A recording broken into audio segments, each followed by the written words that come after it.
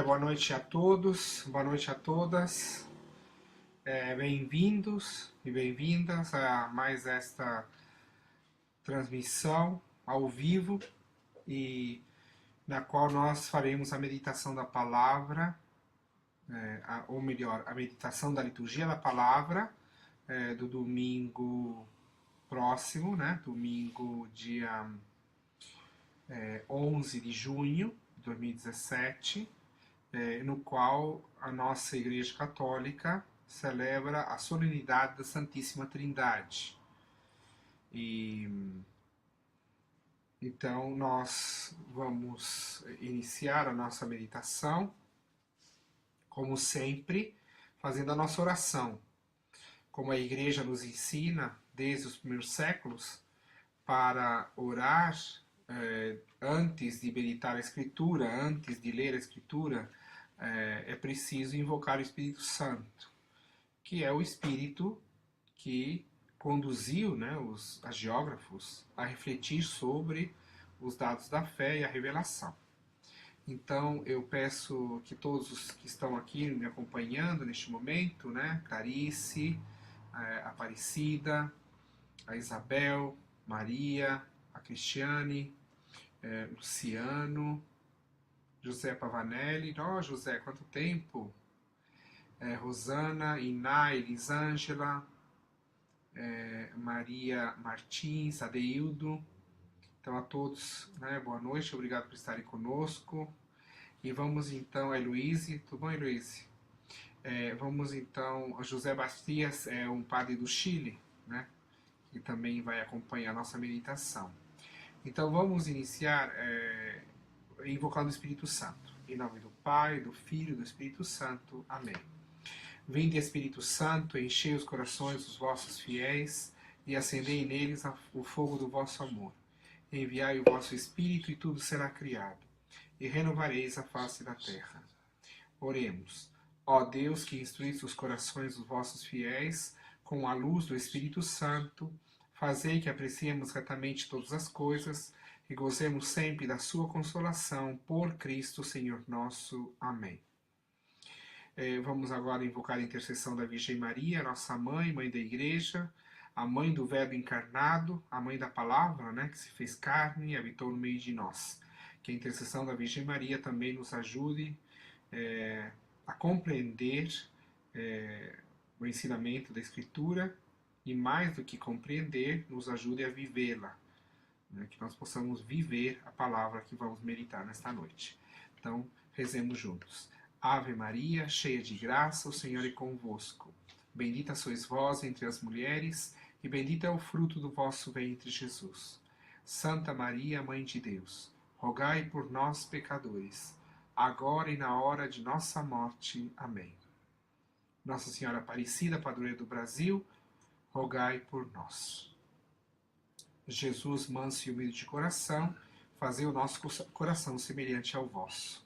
Lembrando que nós estamos no mês de junho, um mês dedicado ao Sagrado Coração de Jesus, e também dedicado, segundo o Santo Padre, a oração, né, a intenção do mês de junho que o Papa pede que nós oremos é justamente para que cesse o comércio de armas no mundo, e assim a humanidade possa caminhar rumo a uma paz verdadeira e duradoura. Então, boa noite aos que estão chegando agora, o Padre Vitor da Diocese de Campinas, ao Everton, religioso missionário do Sagrado Coração, o André, nosso aluno noturno, a Célia, que é uma grande apóstola da palavra lá da Diocese de Guarulhos. Obrigado, Célia, por você estar com a gente. Samuel Elias, acho que é seminarista, Adeildo, né? Nossa das Flores, Adeilton, lá do setor Conquista, onde eu tive a alegria de trabalhar. Saudade daquela comunidade. Um abraço e uma bênção para vocês todos lá, do setor Conquista e do setor São Mateus também, onde eu tive a alegria de trabalhar. A Rosana, tá bom. E a irmã Ide, nossa, uma honra ter a irmã Ide aqui com a gente, né? Que é uma grande apóstola da liturgia na nossa igreja, né? Aqui no estado de São Paulo e também no Brasil. Júlio César, nosso irmão também da Paróquia Imaculada Conceição, Cleiton. Ô, Cleiton, foi uma alegria te ver essa semana na faculdade. Francisco, Sebastião, meu amigo do coração, que estudou comigo biologia. Nossa, quanta gente! E vamos então iniciar. Francisco Carlos eu não conheço, Deus te abençoe. Então vamos iniciar a nossa meditação. Depois eu vou saudando as outras pessoas. Começando então pela oração da coleta, que é a oração onde a igreja se apresenta diante de Deus, né, após o hino de glória. Esse domingo vai ser a solenidade da Santíssima Trindade, como eu falei. Então a oração da coleta diz o seguinte: oremos. Ó Deus, nosso Pai, enviando ao mundo a palavra da verdade e o Espírito Santificador, revelastes o vosso inefável mistério. Fazei que, professando a verdadeira fé, reconheçamos a glória da Trindade e adoremos a unidade onipotente. Por nosso Senhor Jesus Cristo, vosso Filho, na unidade do Espírito Santo. Amém. Então esta oração ela é belíssima, ela é bastante sintética, né? Bem objetiva, como sempre. A liturgia católica, o rito latino, é bastante sóbrio sempre, né? A liturgia, em poucas palavras, se manifesta, então, e se propõe para a Assembleia, de forma orante, né, dirigida a Deus, qual é o tema e qual é o aspecto do mistério de Deus que nós vamos celebrar esse domingo. Então começa a Santíssima Trindade, a oração é dirigida a Deus, nosso Pai, né? O Pai, que enviou ao mundo a palavra da verdade e o Espírito Santificador. Então aqui a gente já tem o mistério da Trindade, né? O Pai, que envia ao mundo, envia à humanidade, né? O mundo aqui é a humanidade, envia duas coisas, que não são coisas, que são duas pessoas divinas. A palavra da verdade, que é o Filho eterno, o Logos de Deus, né? Que se revela na pessoa de Jesus Cristo, né? A palavra encarnada, essa palavra da verdade. E a segunda pessoa, a segunda pessoa da Trindade, né? A palavra encarnada, o Verbo encarnado, o Filho. E a terceira pessoa da Santíssima Trindade, o Espírito Santificador. Então, o Pai, ele envia o Filho e o Espírito. O Filho, que é a palavra da verdade, e o Espírito Santo, que é o Espírito Santificador. E assim ele revela o seu mistério inefável. Que mistério? Esse mistério de um Deus único, um Deus que é um, mas que é manifestado e revelado em três pessoas divinas. Né? Não é um Deus solitário. Né? A natureza de Deus é trinitária. Né? Ao mesmo tempo, uno. Né? O judaísmo já revela a unicidade de Deus. Né? Essa questão do Deus único não é uma invenção dos cristãos. Já no Antigo Testamento se manifesta e se revela um dos elementos, né, que manifestam quem é Deus é esta unicidade da divindade. Então nós temos aqui o Deus que nos abraça no Filho e no Espírito. O Pai que nos toca, que nos alcança, que nos envolve, que nos ama pela palavra da verdade e pelo Espírito Santificador. Né? Então, essa é a primeira parte da oração. Depois, fazei que, professando a verdadeira fé, qual é a verdadeira fé? A fé no Deus uno e trino. No Deus que é Senhor, né, transcendente, mas que se revela como Pai, Filho como palavra de verdade e Espírito Santificador. Então, esta é a verdadeira fé que nós professamos. E assim nós reconheçamos, então, dois aspectos. Reconheçamos a glória da Trindade e adoremos a unidade onipotente. Então, veja bem, reconheçamos a glória da Trindade, a glória das três pessoas divinas, Pai, Filho e Espírito, né?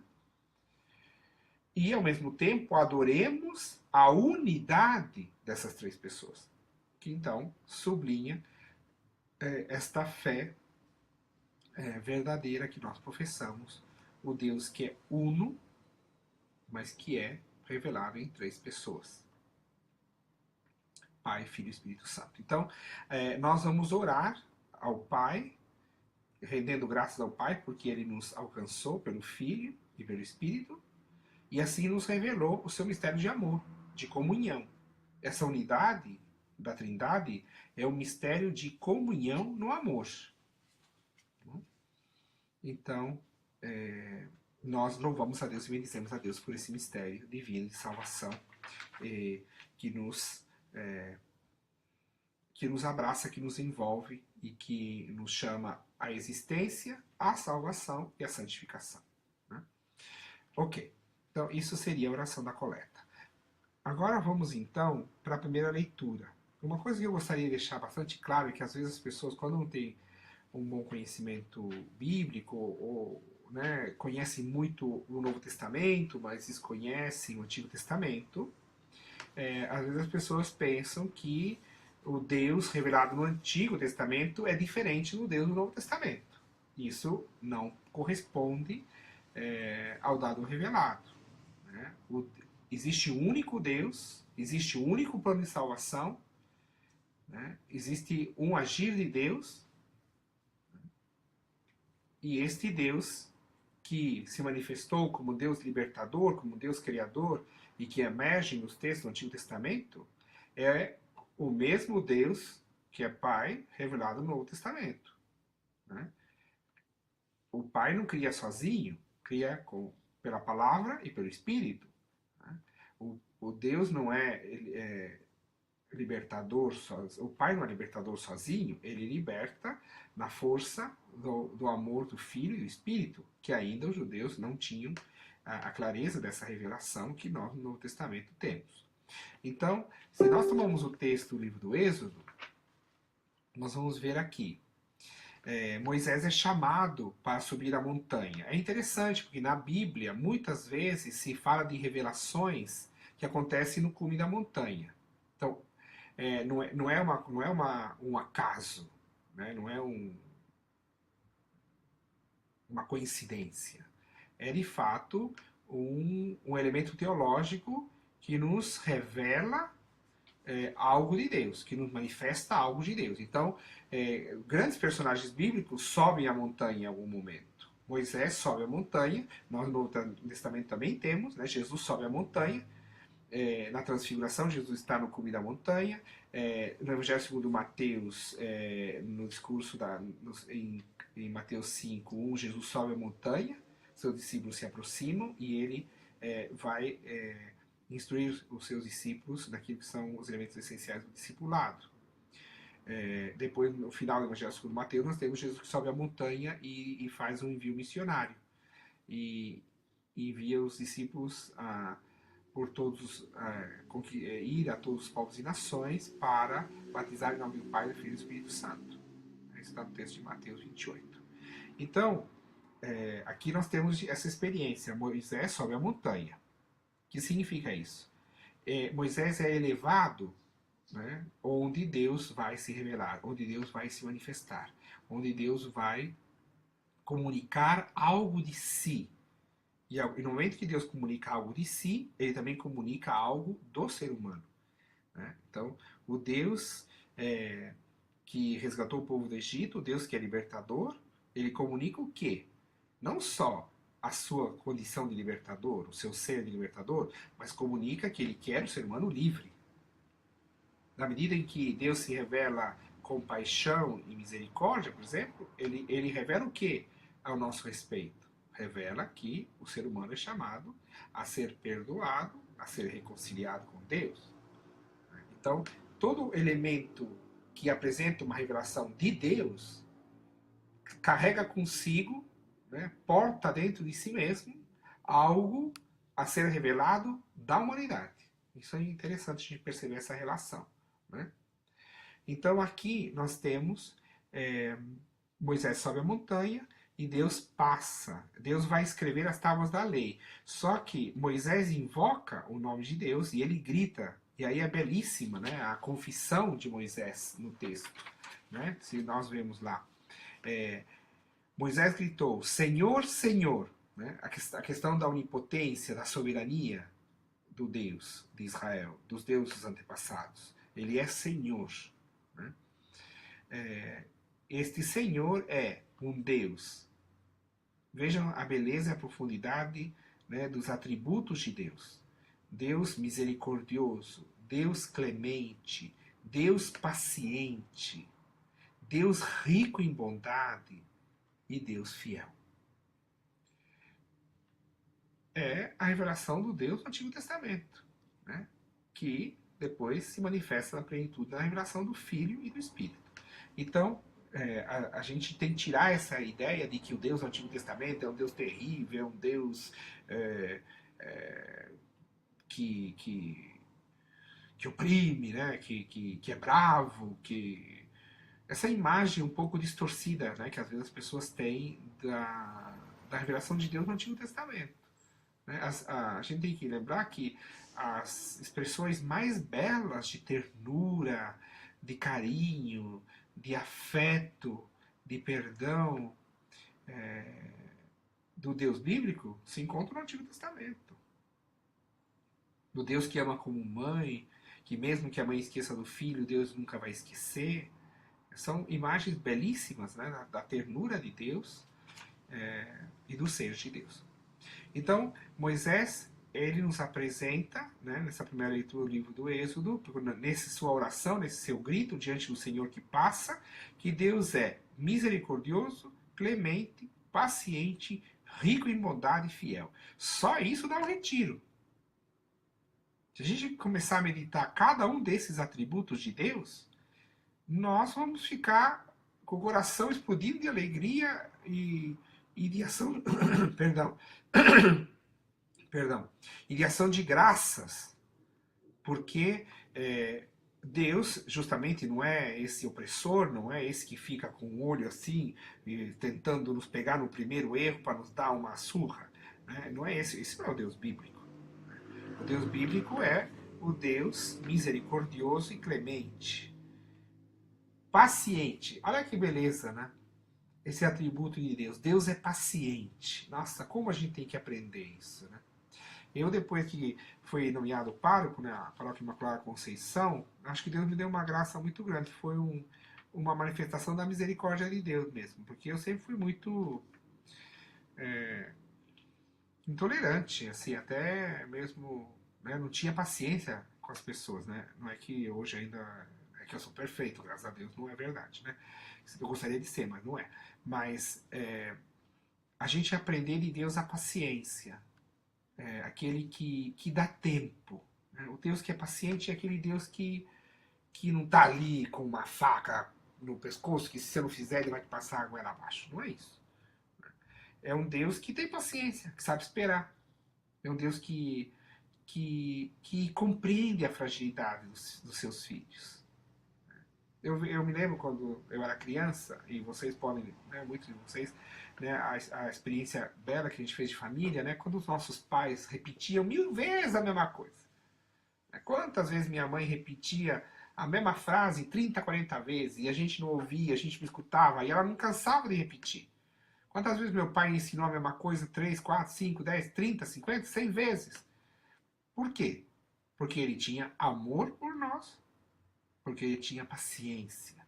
Né? Então, a paciência é uma manifestação do amor. Aquele que ama tem paciência. Aliás, o apóstolo Paulo na carta aos Coríntios fala, né? O amor é paciente. Então, Deus é paciente. Ou seja, sabe esperar, sabe compreender que ainda não chegou aquela hora, não chegou aquele momento, que a gente ainda não está preparado para viver certas coisas, que Ele nos dá novas oportunidades. Não é porque a gente erra na primeira vez que Deus já nos corta e nos elimina da sua lista. Pelo contrário, Ele nos busca ainda mais, Ele se importa ainda mais, Ele nos oferece mais oportunidades, né? Porque a gente não entendeu naquela primeira vez, a gente não compreendeu o que Ele nos pedia, Ele não nos elimina, pelo contrário. Às vezes até quando a gente resiste, o amor de Deus se inflama ainda mais por nós. Então, esse atributo do ser de Deus, paciente, seria tão importante que nós aprendêssemos isso entre nós. Às vezes as pessoas na paróquia me falam, padre, se eu não ver tal coisa que o fulano fez, eu falei, eu sei que fez. Mas todos nós somos frágeis. Amanhã vai entender, amanhã vai ser diferente, amanhã é um novo dia, amanhã a pessoa. Vamos dar uma outra chance para a pessoa? Vamos acreditar que ela pode acertar na semana que vem o que ela não acertou hoje? Né? Vamos manifestar esse amor paciente? E aí as pessoas falam, tá bom, pai, entendi. Tá, então, graças a Deus, entendeu. Né? É um grande ensinamento. Porque se Deus nos trata com paciência, por que a gente não tem paciência com o próximo? Né? É algo que a gente tem que se perguntar. E outro dia tinha uma paroquiana, que eu não vou falar o nome porque está aqui, ligada. Ela falou assim, não sei, brincando, né? A gente tava pedindo tal coisa pra cima. Eu não quero mais saber. Brincou, né? Eu vou pedir o divórcio da paróquia. Eu falei, não, pede divórcio não, pelo amor de Deus, né? Vamos em frente que a gente consegue. E aí a gente deu risada, e é claro, ficou na brincadeira. Ou seja, a gente compreendeu que cada um tem o seu tempo, tem o seu momento. E é interessante, porque aqueles que mais precisam, os que são mais frágeis, os que estão mais feridos, né, são os que mais precisam do nosso amor. Se a gente vai só ficar na comunidade com aqueles que já estão prontos, né, que não têm feridas, qual que mérito que uma comunidade cristã tem? Se ela se a comunidade cristã é uma elite de pessoas prontas, para que serve? Né? O Papa Francisco insiste muito: a igreja está presente no mundo para curar feridas, né? Para apoiar o frágil. Uma comunidade que não tem espaço para o frágil, uma comunidade que não tem espaço para o erro, não é uma comunidade cristã. Não é uma comunidade dos filhos e filhas de Deus. É claro que a gente gostaria que fosse tudo perfeito. Né? A gente gostaria que a gente fosse perfeito no meu lugar. Mas o caminho cristão é esse. Então, Moisés contempla e anuncia, e Moisés grita que Deus é paciente. Rico em bondade. Deus é bom. É interessante, né? Eu, quando trabalhava na periferia, uma das frases que eu mais escutei no meio do povo, mais simples, mais humilde, às vezes que tinha menos estudo, que às vezes nem sabia ler a Bíblia direito, a pessoa falava, a frase que eu mais ouvi nos meus anos que eu trabalhei na periferia: Padre, Deus é bom. Deus é bondade. É interessante como as pessoas mais simples, mais pobres, e conseguem enxergar essa beleza da bondade de Deus. E às vezes a gente que é mais preparado, a gente que tem mais chance de estudo, a gente que tem mais recursos econômicos, vive se lamentando, reclamando, resmungando, a vida vira um inferno, que é tanta reclamação, é tanta murmuração. Né? Enquanto que os pobres conseguem enxergar a bondade de Deus. As pessoas simples, as pessoas. Às vezes você vai, a gente que é padre tem a graça, né, de visitar doente, né? Eu ia visitar uma família, né? Essa semana passada eu escutei da boca de uma mãe que há pouco tempo enterrou um filho. E ela falou: Deus é bom, padre. Eu fiquei assim, falei: meu Deus. Ela enterrou um filho e ela está dizendo que Deus é bom. Então, menos reclamação, menos murmuração e mais humildade e reconhecimento dessa bondade de Deus. Deus é bom. Deus é rico em bondade. E a bondade de Deus nos desarma. Porque como a gente não vai amar um Deus que sempre nos trata com bondade?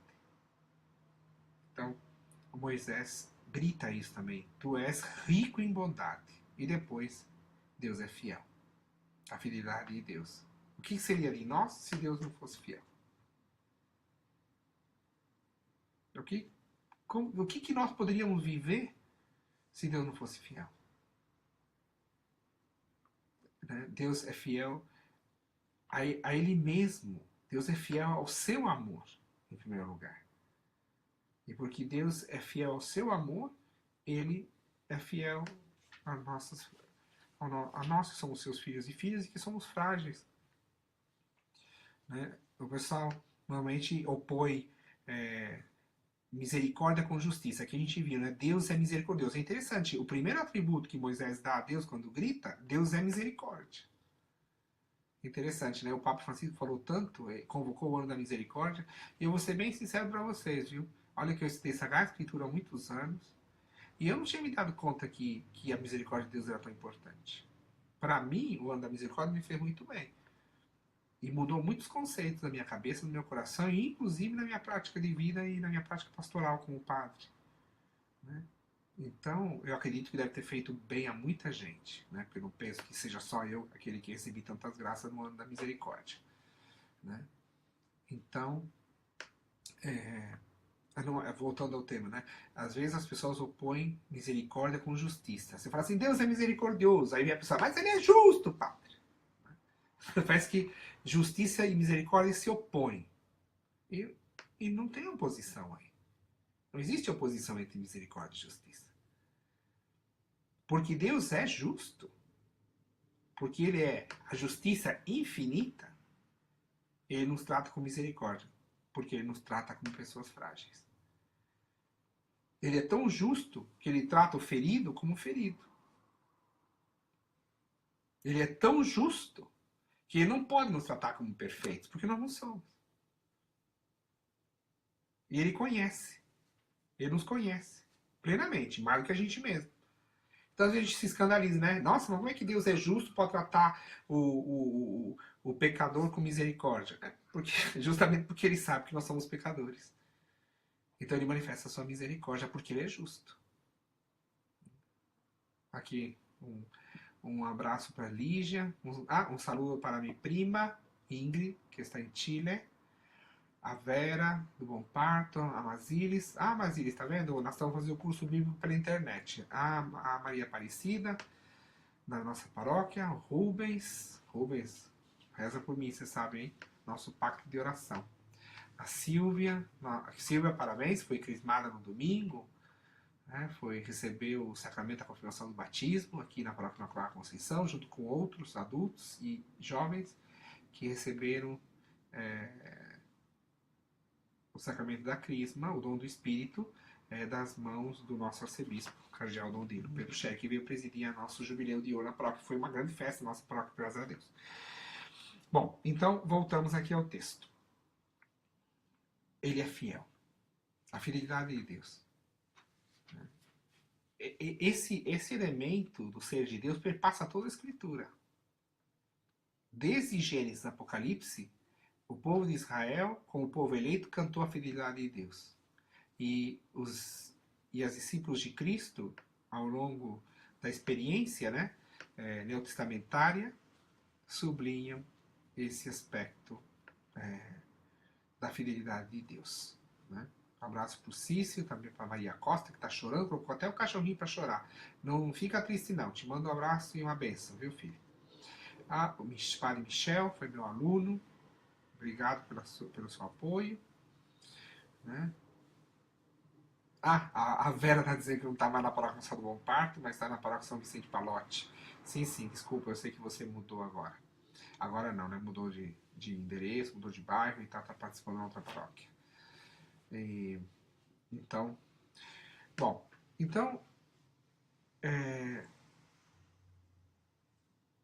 depois que Moisés grita estes atributos, ou seja, ele contempla com toda a força, com toda a sua energia, com toda a sua vida, esses atributos, ele faz uma súplica. Justamente se apoderando deste ser misericordioso, desse ser clemente, ser paciente, ser rico em bondade, dessa fidelidade de Deus. Então, Senhor, se é verdade que gozo do teu favor, eu peço-te uma coisa. Caminha conosco. Essa é a súplica dos pobres. Essa é a súplica dos humildes. Caminha conosco. Nós sabemos que precisamos de ti. Nós sabemos que nós precisamos da tua graça. Nós sabemos que nós precisamos de tudo isso que tu és. Misericórdia, clemência, paciência, bondade e fidelidade. Então, Moisés faz uma súplica a este Deus: caminha conosco. Embora nós sejamos um povo de cabeça dura, perdoa nossas faltas, perdoa nossas culpas, perdoa nossos pecados e acolhe-nos, tornando-nos propriedade tua. Ou seja, Moisés pede para o povo e pede pelo povo que nós nos tornemos teus, que nós sejamos teus, que nós experimentemos a alegria de pertencer a ti. Mas não porque nos é imposto, mas porque nós pedimos, porque nós desejamos, porque nós queremos. Porque nós temos consciência que sem esta presença de Deus, sem este abraço divino, sem a sua misericórdia, sem a sua clemência, sem a sua paciência, sem a sua bondade, sem a sua fidelidade, a gente não consegue caminhar. Então Moisés pede: caminha conosco. Né? É um dos ensinamentos mais belos da Escritura do Antigo Testamento. O Deus que caminha com o povo. Um Deus que faz o caminho com o povo. Ele entra. Ele se torna presente no meio desse caminho. E ele faz esse caminho junto. Ele percorre o caminho junto conosco. Esse é um ensinamento belíssimo. Então não é um Deus absoluto, transcendente, que está no alto, que não nos toca. Pelo contrário. Um Deus que vem caminhar conosco. Que se mistura com a gente. Isso é belíssimo. E nos dá muita força, nos fortalece, nos impulsiona, nos dá esperança, nos dá confiança, nos dá coragem diante de tantas coisas que nos amedrontam. Enfim. Então, essa é a primeira leitura do texto do livro do Êxodo. Bom, agora vamos então para o texto da segunda leitura, que é da segunda carta de São Paulo aos Coríntios. O que Paulo fala? É interessante que Paulo chama os cristãos de santos. Os santos vos saúdam. E quando Paulo inicia a carta aos Coríntios, ele chama os coríntios de santos. E olha que os coríntios tinham muito problema e muita confusão, e a comunidade era bem complicadinha. Né? Se já uma comunidade que deu trabalho e dor de cabeça para Paulo, foram os coríntios. Né? Foi a comunidade dos coríntios. Porém, Paulo chama os coríntios de santos. Por quê? Primeiro que Paulo sublinha a meta a ser alcançada pela vida cristã, como discipulado de Cristo. A nossa meta no discipulado de Cristo é a santidade. Individualmente e comunitariamente falando. Só que nós corremos, né, e fazemos um percurso, esse caminho que Deus faz conosco, rumo à santidade de vida. Ou seja, rumo àquilo que é a nossa meta, a nossa vocação. Só que esta santidade, ela vai crescendo, ela vai amadurecendo, ela vai sendo confirmada em nós ao longo do caminho. Então, Paulo sublinha esse aspecto. E depois, Paulo sublinha o aspecto de que o Espírito de Deus habita em nós. Na carta dos Coríntios, o apóstolo fala muito sobre isso. Né? E justamente a graça do Senhor Jesus Cristo, o amor do Pai e a comunhão do Espírito Santo estejam convosco. Estejam com todos vós, diz o apóstolo. Então, Paulo reconhece que nós podemos crescer e atingir e progredir, né, amadurecer nesse caminho de santidade, na medida em que nós nos permitimos viver na graça de Cristo, no amor do Pai e na comunhão do Espírito Santo. Então, novamente, esse Deus uno e trino que é santo, que é santidade plena, total, mas que não assiste ao nosso pecado de longe. Deus se aproxima por meio do Filho e por meio do Espírito, como nós rezamos na oração da coleta, no início da meditação. E aí então nós temos, o apóstolo Paulo suplica à comunidade de Corinto que ela seja confirmada nessa graça de nosso Senhor Jesus Cristo, ou seja, nessa graça de redenção, nessa graça de perdão, nessa graça de reconciliação, né, nessa graça de perdão dos pecados, que manifesta este amor do Pai, né? O Filho revela o amor do Pai na sua ação redentora, na sua ação salvífica, na, na reconciliação e no perdão dos pecados, e a comunhão do Espírito Santo. Ou seja, quem nos confirma no amor do Pai? O Filho e o Espírito. Quem nos confirma nessa força redentora do Espírito, do Filho? O Espírito do Filho. Então, o Espírito nos comunica, né, e nos faz participar, nos dá a oportunidade. Aquele que está no Espírito de Cristo, ele tem a possibilidade de participar da vida divina do Filho e do Pai. Quem está no Espírito é capaz de reproduzir na sua vida cotidiana a humanidade de Cristo, que é marcada e selada pela caridade, que é esse dom maior do Espírito e é também o fruto do Espírito. Então, nós temos aqui, nesta súplica de Paulo, a síntese de todo o mistério da fé cristã. O amor do Pai, a graça de Cristo e a comunhão santificadora do Espírito. Se nós estamos na graça de Cristo, nós estamos perdoados e reconciliados com o Pai.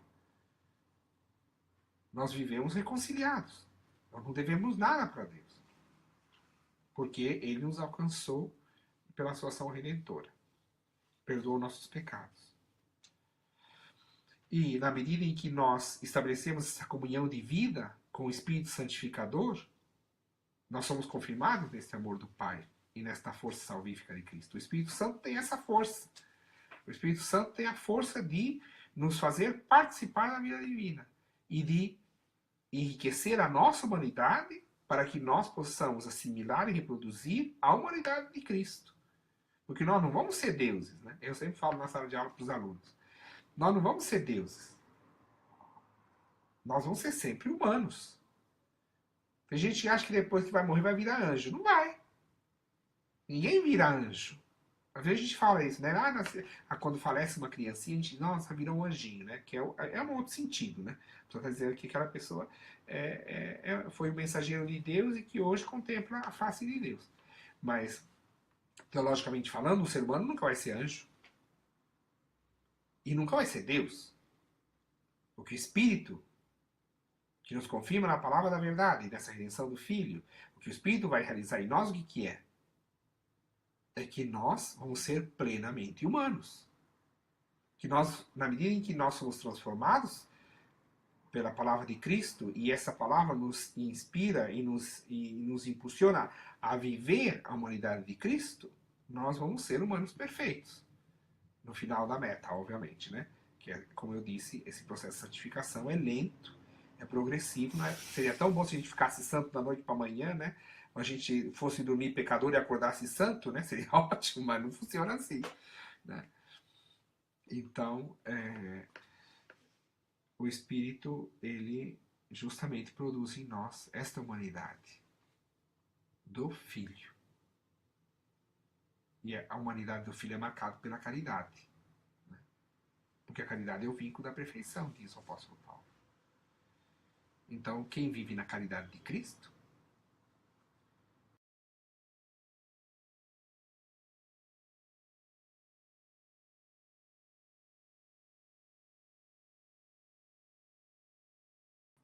a humanidade de Cristo é enriquecida, marcada e selada por essa caridade. E a estatura da humanidade perfeita é a humanidade do Filho, que que nos é manifestada, né, nessa vivência de Jesus de Nazaré. Então, na medida em que nós vamos assimilando o ensinamento de Cristo e vamos nos convertendo, o Espírito de Deus vai gerando em nós a imagem do Filho, que é a santidade, que é a santificação. Essa é a obra do Espírito Santo. Né? A gente celebrou Pentecostes no domingo passado, né? Nós estamos ainda na semana de Pentecostes. Então, o Espírito que realiza isso em nós. E o Espírito de Deus trabalha de forma permanente na gente. A gente acha que o Espírito Santo trabalha de vez em quando, depois vai dar uma passeadinha, né? Vai embora, fica lá uma semana de férias, depois volta. Não, não é assim. Quem tem os homens e mulheres de fé, né, nós cremos que o Espírito de Deus age de forma permanente em nós. Ele sempre nos impulsiona a viver essa caridade, a abraçar a humanidade perfeita de Cristo e a crescer nisso. E assim acolhendo o amor do Pai, que nos salva e que nos abraça no Filho e no Espírito. Então, a pessoa que vive assim, então ela vive em paz. Ela vive no amor e na paz. A reconciliação. Eu já ensinei isso para vocês, né? Que a paz, na perspectiva hebraica, e Paulo, né, escreve os Coríntios, mas Paulo era judeu, era fariseu, né, que tinha abraçado o querigma cristão e tinha se tornado um discípulo do Senhor, morto e ressuscitado. Mas Paulo compreende que a pacificação do ser humano na perspectiva judaica, qual? O ser humano pacificado em 4 dimensões. Significa o ser humano reconciliado em 4 dimensões. Porque a paz é fruto da reconciliação, é fruto do perdão. Então, na medida em que nós somos pacificados, na medida em que nós somos reconciliados, nós vivemos a pacificação. E quais são essas 4 dimensões? Né? Primeiro, com o Pai. Nós somos chamados a viver reconciliados com o Pai. Segundo, nós somos chamados a viver reconciliados com o semelhante, com o próximo, com a pessoa que está ao nosso lado, com a pessoa que convive com a gente, com a pessoa que trabalha com a gente, com a pessoa que divide a casa com a gente. Então, essa reconciliação entre os filhos e filhas de Deus. Essa é a segunda dimensão. A terceira dimensão é com a criação, com o criado, até com aquilo que é inanimado. Né? Tem gente que vive chutando árvore pela rua, né? Entre aspas, né? Vive chutando cachorro, né? Não reconhece na criação a presença de Deus. Né? Nós cristãos não somos panteístas, né? Nós não afirmamos que a água é Deus, nós não afirmamos que a planta é Deus, né? Que isso é panteísmo. Nós cristãos acreditamos no Deus único e trino. Mas nós cremos que na criação está a presença de Deus. Que a criação nos revela o ser de Deus. Porque saiu dele. Então, está em paz com a criação. Com o criado. Não chutando o vento. Brigando com o vento. Tem gente que passa o dia inteiro brigando com o vento. Né? Quando chove, é briga porque chove. Quando sol, é briga porque faz sol. Quando chove granizo, é porque é granizo. Quando não falta água, é porque... Assim, não tem reconciliação, não tem paz com o criado. E esse é o terceiro, né? Com o pai, com o semelhante, com o próximo, com o criado. E a quarta dimensão é com a gente mesmo. Se eu não estou reconciliado comigo mesmo, eu não vivo em paz nem com ninguém. Porque nem eu me suporto, nem eu me perdoo, nem eu me dou uma chance nova, nem eu assumo a minha fragilidade de ser pecador e necessitado do perdão, nem eu me perdoo, eu estou vivendo ainda coisa que há 30 anos atrás eu fiz, né? Quando eu tinha 20 anos, eu cometi lá um erro e eu carrego isso até hoje e não me perdoo. Isso não é cristão. Tem gente que fica se autoflagelando a vida inteira por uma coisa que já aconteceu há 50 anos atrás e que já nem existe. Diante de Deus não existe, porque a gente já confessou, já recebeu a absolução dos pecados, já está perdoado. Só que a pessoa não se perdoa. A pessoa não tem misericórdia com ela mesma. Ela não consegue se perdoar em nome de Cristo e se reconciliar com ela mesma. Ela não se dá mal na oportunidade. E ela acha que isso é bonito. Ela acha que isso é lindo. Isso é escravizante. Isso não é libertador. Pelo contrário. Então, repetindo. Nós somos pacificados na medida em que nós temos reconciliação com o Pai, como Criador, reconciliação com o semelhante, com o próximo, reconciliação com o criado, com toda a criação, e quarto elemento, com a gente mesmo. Na medida em que a gente vive essas 4 dimensões da reconciliação, a gente está em paz. Não dever nada para a gente mesmo, não dever nada para a criação, não dever nada para o semelhante, não dever nada para Deus. Só que o Pai nos reconciliou com Ele por meio do Filho. E o Pai nos comunica o perdão também, para a gente ter essa força de perdoar os semelhantes, né? Porque Ele é misericordioso, Ele é paciente, Ele é fiel, Ele é rico em bondade e porque Ele é clemente. Então, de novo, aquilo que nós meditamos na primeira leitura do livro do Êxodo é, pode ser compreendido aqui naquilo que Paulo diz na segunda leitura. Com essa ideia, nós podemos então ir para o Santo Evangelho, Evangelho segundo João. Né? Vamos dar mais um alô. Tem uma pessoa, Doris Machado, que está perguntando que dia e horário acontecem esses vídeos. Boa noite, Doris. Nós fazemos esse vídeo às quintas-feiras, uma vez por semana, quinta-feira. Agora, o horário depende um pouco das minhas atividades. Hoje nós começamos às 22h30 porque eu tive uma reunião fora e precisei me deslocar na cidade. Mas, em geral, eu faço essa meditação às 21h ou 21h30. Hoje que acabou ficando para as 22h30. Espero semana que vem. Semana que vem é feriado, Corpus Christi. Talvez a gente faça até mais cedo. Mas aí depois eu comunico vocês por internet. Tá bom? Mas é isso, viu, Doris? Sempre às quintas-feiras, né? Então, a gente tem essa oportunidade. Você pode compartilhar com seus amigos, com pessoas que você conhece, para que possam participar dessa meditação. É uma saudação também à Vera, minha amiga lá da Zona Leste, né, do Belém. Ao Padre Sérgio Tani, meu irmão de caminhada. A gente morou junto no Bom Parto, quando nós éramos diáconos, né? Depois o Sérgio me recebeu em Roma, quando eu cheguei para os estudos em Roma, o Sérgio já morava lá. Aí o Padre Sérgio que me... Não sei se você lembra, Sérgio, mas eu sempre sou agradecido porque foi você que me levou na Basílica de São Pedro. E foi você que me mostrou a Pietà de Michelangelo a primeira vez, né?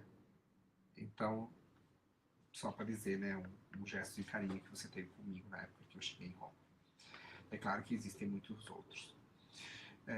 Também o Diego, meu aluno do mestrado, a Sabrina Rosa, Lúcio, não conheço, mas pede a bênção, então te dou a bênção.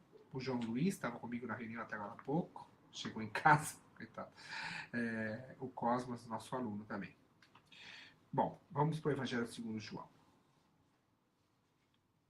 Deus amou tanto o mundo que enviou seu Filho unigênito, para que aquele que nele crê não morra, mas tenha vida eterna. Então, o que Deus quer nos comunicar? A vida. O Senhor é o Deus vivo, aquele que vive eternamente desde sempre para sempre. Esse é o Deus bíblico. O que Ele quer nos comunicar? A vida. Que nós participemos da sua vida divina. Por isso o Pai envia o Filho e o Espírito. E a gente começa a participar da vida divina já quando nós somos criados. E depois de modo sacramental quando nós somos batizados. Quando a gente recebe o batismo, nós começamos, recebemos essa semente da vida eterna, pelo Filho no Espírito, para sermos filhos e filhas de Deus. Então, o que Deus deseja, qual é o projeto de Deus para a vida, qual é o projeto de Deus para a humanidade, para cada um dos filhos que Ele criou? Deus nos quer comunicar a vida eterna. Uma vida que Deus quer que a gente participe daquilo que Ele é. Ele é o ser vivente eternamente. Ele quer nos comunicar a vida eterna. Aquele que crê no Filho experimenta este amor sem limites do Pai, que é manifestado no Filho. O Filho não veio para condenar o mundo, mas o Filho veio para salvar. O que é salvação? Essa participação na vida divina. Ser perdoado e fazer esse percurso, percorrer este caminho de santidade. Então, nós somos exortados a ter essa fé no Filho, que nos comunica a vida eterna, nos comunica a vida divina. nos torna participantes, nos arranca da morte, nos arranca de tudo aquilo que nos fere, que nos agride, que nos divide, aquilo que faz com que a gente enxergue o semelhante como inimigo, como aquele que compete com a gente, não como irmão, não como próximo. Então, é isto que o Evangelho segundo João nos ensina, nesta festa da Santíssima Trindade. Malu, dá bom parto, Deus te abençoe, um abraço, tenho saudades do tempo que a gente estava junto na catequese, um abraço e um beijo para você, para o seu esposo, para os seus filhos. A Cleide, obrigado, Deus te abençoe, a Rose, também tenho saudade de você, viu, Rose? Você não apareceu mais por aqui, né? Um abraço para o seu esposo. E, bom, com isso, nós então vamos concluindo a nossa meditação dessa noite. Não sei se alguém tem alguma pergunta, gostaria de fazer uma observação. Enquanto isso, acho que eu saudei todo mundo. Ah, o Padre Lisboa, Antônio Lisboa, nosso irmão da região episcopal Ipiranga. Chegou do curso, o Padre Israel também chegou, está aqui do meu lado. E ele disse que veio, votou com você, né? Obrigado, viu? Pela sua presença também na nossa paróquia. Tatiana, boa noite. Obrigado por você ter participado. Rose. Né? E, bom, Lúcia Elisa, Shalom, minha aluna da teologia. Irmã Cipriane, a irmã Paulina, minha amiga. Deus abençoe. Rezo por você, viu, irmã? E você reze por mim. Aquele nosso pacto de amizade na oração que nós já fizemos alguns anos atrás. Espero que você esteja bem. O Freire Iglê, foi meu colega na teologia. Nossa, quando eu estudei teologia, ó, faz tempo. Nós estudamos teologia juntos. Um abraço para você também. Né? O Sandro, meu aluno. Sandra, buenas noches. Diego, da Bahia. Meu Deus, tem tanta gente de fora. Diácono Feliciano. Ah, Feliciano aqui do Ipiranga. Nosso irmão aqui, diácono permanente. Luciano Barbosa. Boa noite. Doroti, minha amiga que eu conheci quando eu cheguei do Chile. Ela era minha colega de turma no Coração de Jesus. Fico feliz que você esteja por aqui. Maria Socorro, Santa Bernadette. Claro que eu lembro de você, imagina se não. Falar com Santa Bernadette, eu trabalhava na área do cursos bíblicos quando era seminarista. Nossa, faz tempo. Bom, o Robson, obrigado pela sua participação. Rodrigo, Jairo, nosso aluno do noturno. Elizabeth, Raquel, um abraço para você, Raquel, para o seu pai, né? Diga para o seu pai que eu estou rezando por ele, né? Que a tua mãe pediu, oração para a saúde dele. E Robson, obrigado pela sua palavra de apoio e de estímulo. Muito bem, então, já que ninguém fez pergunta, tá tudo claro, né? Então, também já são 23h25, então já faz praticamente quase uma hora, nós começamos às 22h30. Normalmente a gente gasta uma hora para fazer essa meditação. Então vamos fazer agora um momento de oração, agradecendo ao Pai, que nos abraça no Filho e no Espírito, que nos conduz e nos santifica no seu Filho e no seu Espírito. E que as nossas comunidades cristãs, né, sejam um sinal dessa presença trinitária do Deus que é amor. Se a gente pega os documentos do Vaticano II, o documento Lumen Gentium, né, que fala sobre o mistério da Igreja, é o primeiro documento, né, das 4 constituições dogmáticas, das 4 grandes constituições, né, que é a Lumen Gentium, a Laudato Spes, a Santo Concílio e Dei Verbum. A Lumen Gentium fala então sobre o mistério da Igreja, e a Lumen Gentium diz assim, que a comunidade de fé, que é a Igreja, ela é um ícone da Santíssima Trindade. Ou seja, a Igreja tem uma vocação no mundo. ser este ícone que permite aos homens e mulheres participar desta vida divina. Mas a igreja, comunidade de fé, a igreja, comunidade de fiéis, a igreja, comunidade de discípulos e discípulas, né, que são iluminados, ou que somos iluminados pela palavra e pelo Espírito, então nós temos uma grande vocação no mundo. Ser esse ícone da Santíssima Trindade, do Deus que é uno, do Deus que é trino, do Deus que é comunhão no amor, do Deus que é amor, do Deus que é eterno e que é vivo eternamente e que nos convida a participar da sua vida divina. Então vamos agradecer. Eu convido todos a rezar um Pai Nosso, já que nós somos todos filhos e filhas de Deus, vamos rezar a oração que Jesus nos ensinou. Mas a gente conclui. Pai nosso que estais no céu, santificado seja o vosso nome.